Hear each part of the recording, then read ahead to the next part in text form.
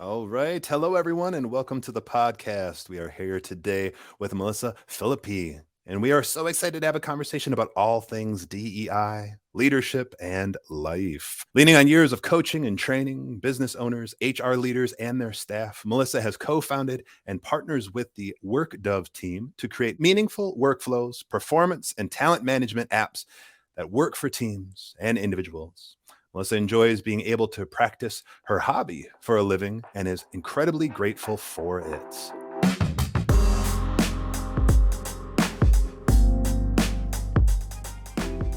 Hey, Melissa, welcome to the show.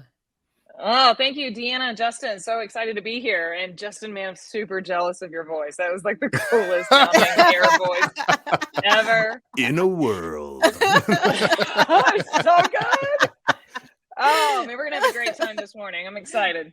Absolutely. Melissa, you and I have had so many conversations. You're actually one of the people that's featured in Actions Speak Louder. And so I have to tell everybody who's listening, the first time that we got a chance to talk on the phone, I was like, come on, Deanna, calm down. Oh, we are so excited. I was so we were geeking out like crazy. Yeah. We were. Like, you too. And yes. And why doesn't the world work like this? I know, right? So then I was like, oh my goodness. I was like, Melissa, I know we just had this whole conversation, but we got to do it again because we have to be able to share with other people some of the things that, we learned about one another and kind of our experiences and all of that. But before we kind of get into that, I just want to make sure that our audience knows how incredibly cool you are. So I would like to share a fun fact. Maybe not as cool as Justin, clearly. Wow. But I'd love to share just a fun fact. So one of the things that I learned about Melissa is that when she learned that her vision was not going to allow her to fly fighter jets. Okay. So just want to repeat that. Fighter jets. Yeah. She decided that she was going to turn to extreme sports to fuel her adrenaline needs. So right now you hold a black belt in karate.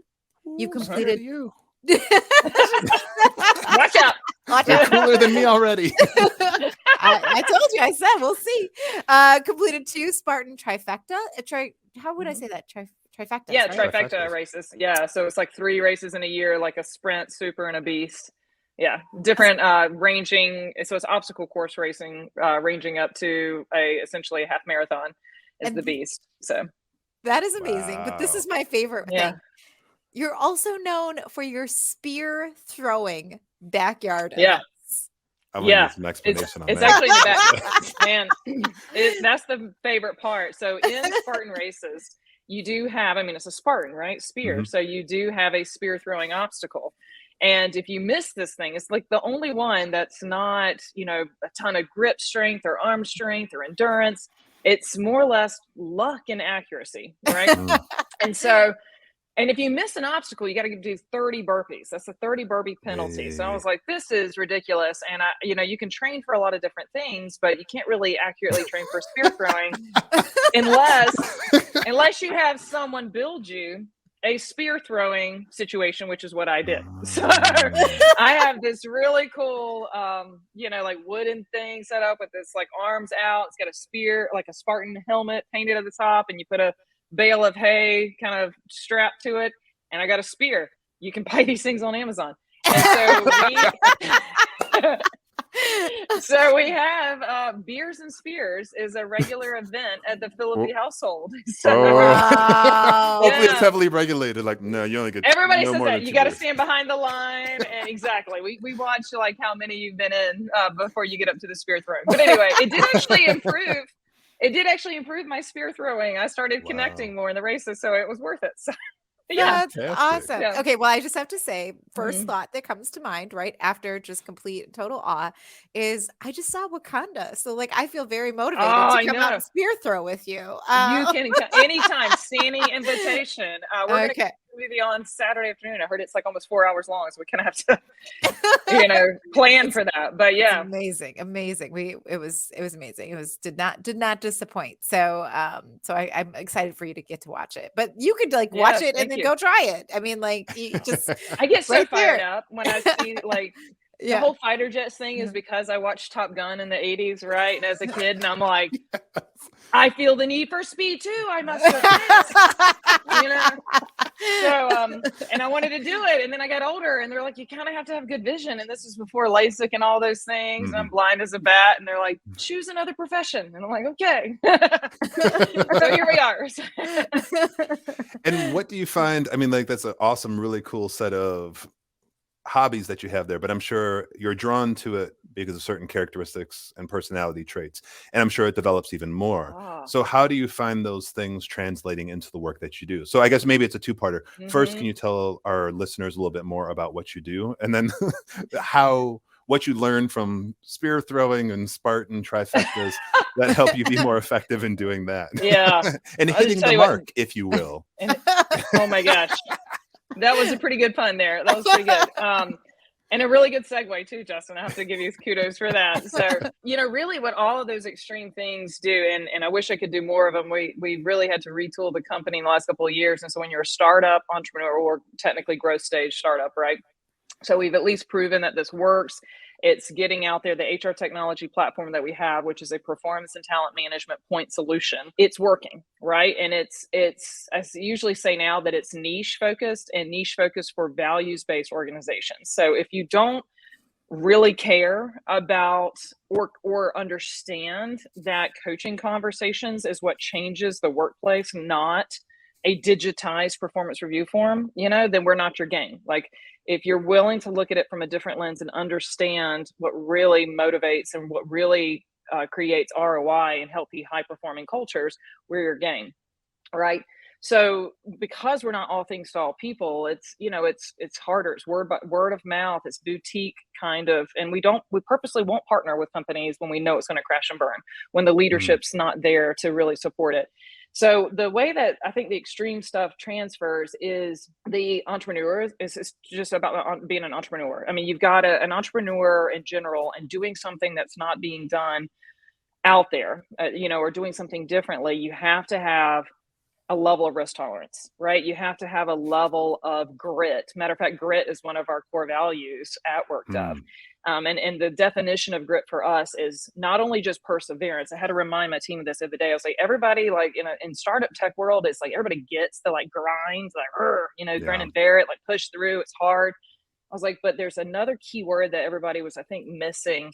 And I had to remind, and we can talk about this a little bit later, but I had to remind them of the true definition of grit for us. And that is passion and perseverance, not just perseverance, but maintaining that passion and belief that what we do matters, and what we do is truly bringing peace to the workplace, which is our tagline, but it means we really mean it. We back it up. That's why the dove is in our name, bringing peace to the workplace. So passion for what we do keeps us going. And I think that when in grit also, it says our definition is that we assign ourselves difficult tasks in order to grow grit. People don't realize that you actually can grow grit.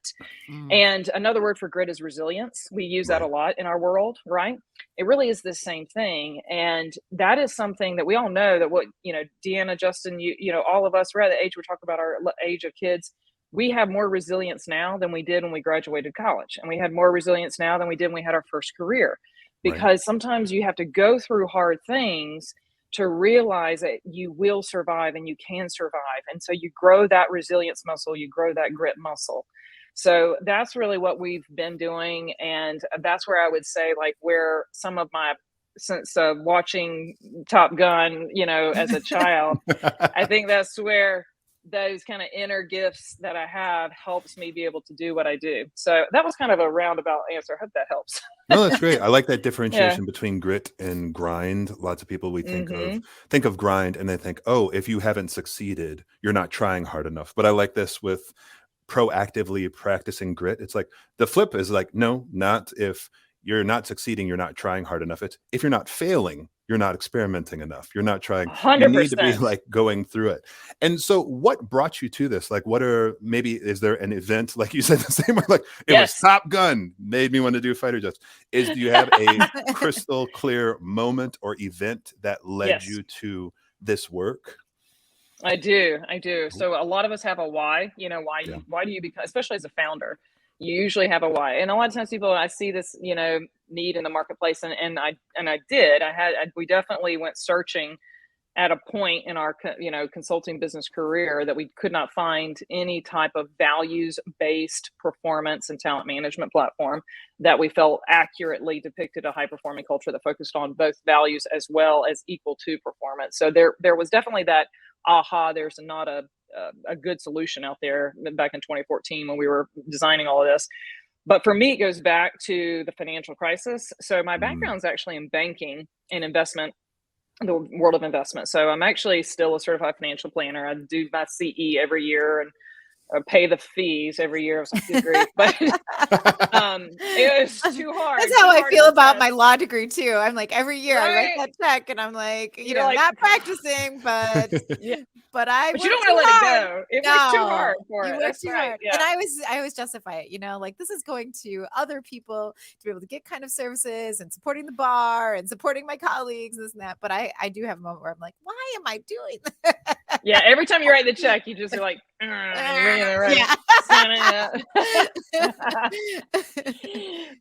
But anyway, so CFP by trade, and I was working at a very large institution. I won't name it, but it's very obvious if you look at my LinkedIn bio.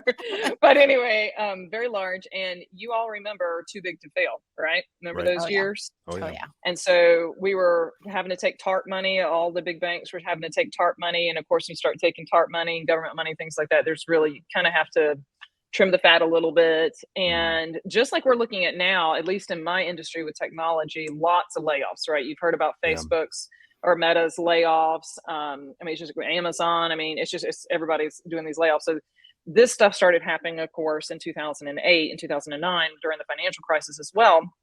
And I was at this institution that the headquarters, was very removed from the managers in the front line, and there wasn't the accurate data analytics to really speak to who were the healthy, high-performing individuals. So fast forward a few years to Wells Fargo, and I'm not throwing them under the bus because I'm going to say that it's pervasive. It was at least pervasive in the banking industry at that time. But fast forward to Wells Fargo getting caught for all the little, those issues of creating fake accounts, if you remember all of that, major fines, all that kind of stuff. Really it was a cultural toxicity within Wells Fargo, and it was winning at all cost and hitting these marks. Well, a version of that existed where I was too. And I've worked at small, medium, and large size banks. There was a version almost at all levels where widgets for widgets' sake, and then being able to creating an incentive plan whereby it is only performance focused and not values focused will produce a certain type of culture and will produce a certain type of behavior. So when they were deciding who stayed and who went, when they needed to cut jobs, they were looking at what I would submit as a broken performance management system. One that everybody knew on the front lines was easy to be gamified. And so I watched, and everybody knew that so-and-so was still making her incentive plan, hitting X amount of widgets kind of thing, X amount of dollars. And other folks their incentive plan had really dropped off and their metrics were, really halved. Remember what the market had done. The market was also in half at that point. So I ask you, if the market has fallen by half, would you expect the performance to still be at 100%? No, simple math and logic tells you if someone's still magically hitting these numbers with the market falling by half, there actually should be something amiss. Right. There's something unethical going on. There's something we need to investigate. But instead, a lot of decisions were made to retain individuals that looked in the last 6 months. We talk about blinders on and evaluating people's jobs and who stayed and who went. They were looking at it's really like a last 6 months history or so. And then the really good ones that were always doing the right things for the bank, the right things for the client, they were the ones that lost their jobs. And back then, when you were a banker losing your job, you weren't getting another job. It was awful. It was blood on the street. I watched friends lose houses.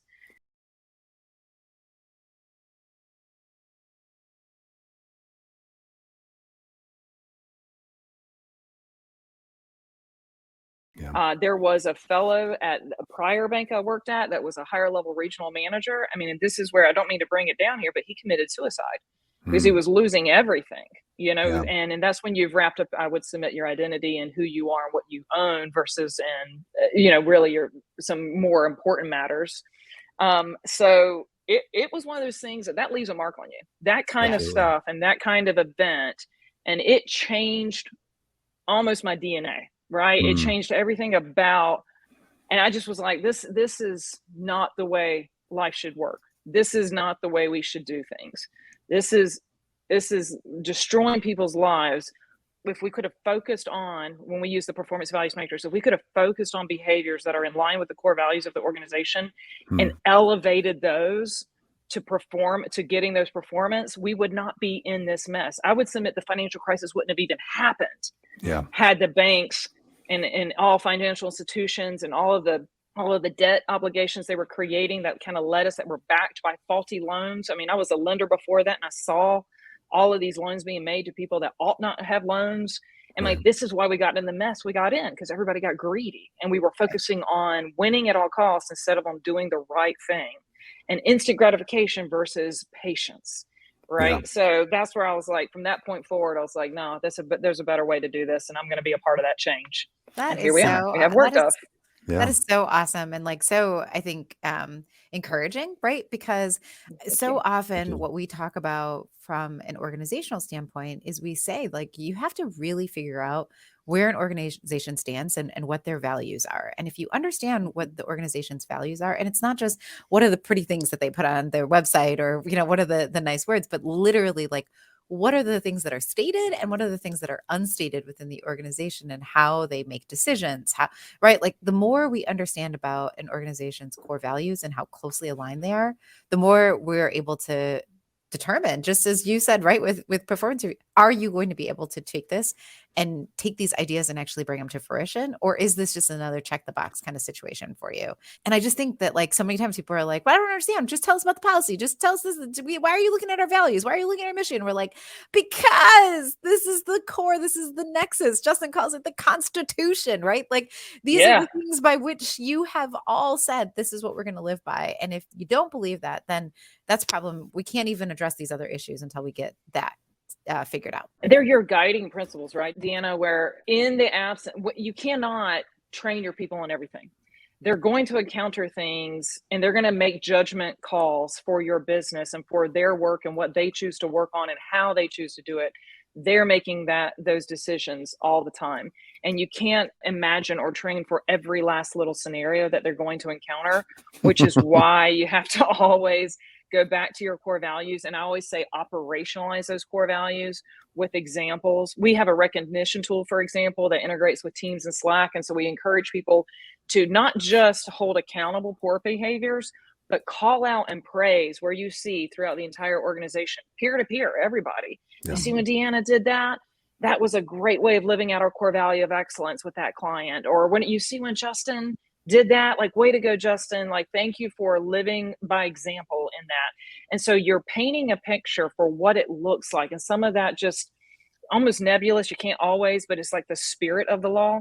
You know, you help people understand culturally, I get it. I get what we do here, and I get how decisions are made. And therefore I know how to make those decisions in my work. And that's how you scale that stuff. But it's stuff you have to do like every day. It's not just the 2-day workshop you get around, or you have some kind of cultural like together, you know, and hoorah, and everybody forgets about it. It has to be like in the mundane every single day. Absolutely. So a lot of these things are really fantastic about like kind of what to do programmatically, like, hey, this as part of your performance review, as things that you're tracking.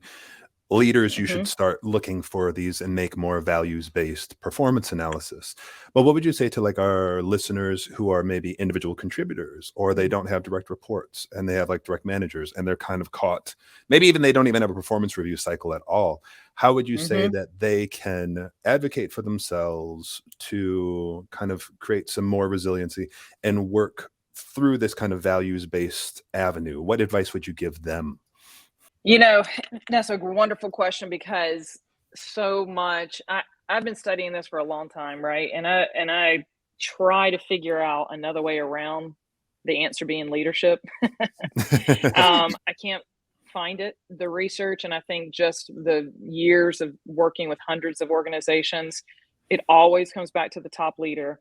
It doesn't mean that you're looking for perfection. I always say, like, WorkDove, we don't need a partner with perfection, but we just need a partner with leaders that at least care and want to get better.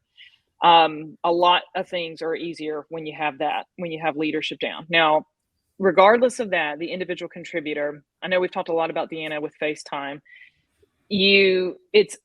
I'm married to an introvert. We were talking about my anniversary was yesterday, 19 years, and introverts, this is thank you, especially challenging but you really have to advocate for yourself in the form of, we call them check-ins, but one-on-one time. Everybody's busy, and if you're working remotely, this is even harder. I would submit it's substantially harder to make sure you get some time of Zoom or video time. If you can get together still. But I think you need to have that FaceTime with your manager, with others. I think you need to be asking the questions about why we do what we do and how we do. I think anybody can affect change, no matter where they are on the org chart. Agreed. Can you say that again, Melissa? Because that's like one of my it's like I have all these things I want to make T-shirts of, but that's one of them. Say it louder for the people in the back. Yeah, right? Say it louder. Say it louder. Yeah. So I think anybody can affect change, no matter where you are in the org chart. Absolutely. Yeah, and it's who are the brave ones? Who are the brave ones? And I think that we've had with cancel culture and which I can't stand. And I think with all the changes that we've been through, it's become very easily for employees to start to become a consumer mindset and just kind of take a back seat to well, it's all about me, or either pointing the fingers all the time at leadership. And I just led with, I do agree that the bulk of the responsibility lies within leadership. It always does. And too much is given, much is expected, right? And much is required. So I still believe that leaders bear the weight of this, but like John Mayer says, we got to be the change, right? So, are you going to be the one to affect change? Are you going to be the one to say, hey, when there's something that's not great behavior, when we see someone being treated less than, we talk a lot about DE&I in the workplace, right? So when I see someone not being included, when I see this happened, honestly, accidentally at my workplace recently, where the support folks were kind of being left out of they were planning all these fun things, and they kind of forgot about the fact that the support still needs to be on till 5 p.m. And guess what? One of my lead support people is a minority. And I'm like, y'all, come on. And I was like, no. I was like, you can figure out something else, or you can either get somebody else to back up support and make sure she's invited from time to time. It happens accidentally sometimes, but who is the brave individual contributor to say, hey, time out. This is not in line with our core values, and this is not okay. I think we need to take a look at it. It's just whether or not you're brave enough to speak up. And I think it's also that. Oh, go ahead, Tia.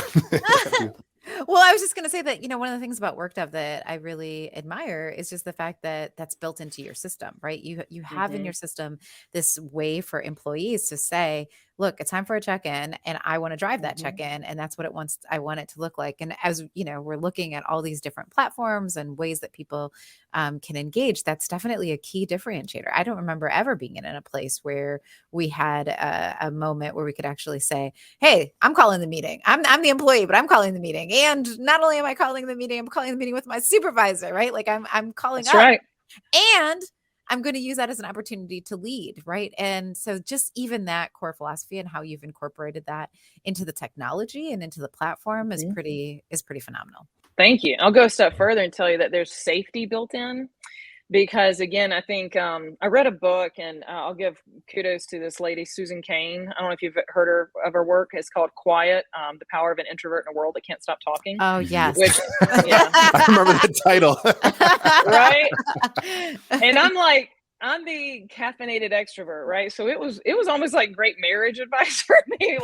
Oh, this is why you think and do the things you do, Dave. Okay, all right. So it was really eye-opening. And we actually built our workflows, our check-in workflows, to model the research that she does in there, because it helps. And it really, ironically, extroverts are also more clear when you have a chance to write first. So the way that the check-ins work purposely is, one, you can integrate it with the calendar. So all of a sudden it's a calendar event, on both parties, if you choose to do that. But you're right, the employee can initiate at any time, or it can be set to be a standard, one on whatever's that's desired frequency between manager and employee.